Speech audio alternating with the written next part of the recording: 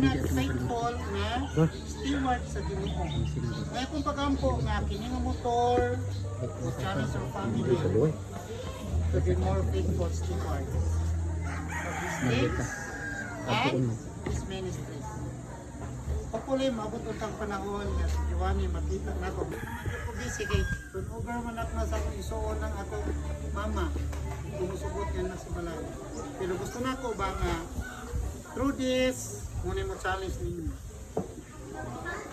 Na doon ay opportunity, bulwato na to din na anis sa din. Bulwato na to kang Ginoo. Na dili conflict ha, sa inyong mga trabaho, gamito ni for the glory. And after all, kining butanga, una yung malipay ang Ginoo. O kung ang Ginoo mag-atagan ini kalipay, ang Ginoo magpuno sa inyo kasi.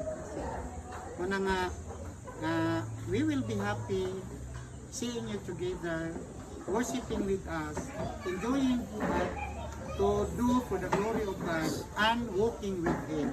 Kung nindot kayo, ang tutugutan ka sa Ginoo. Pero kisay mo drive ani, dapat makuha yung lisensya.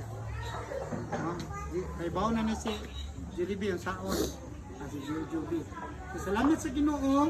Silang pagtuyan na nito.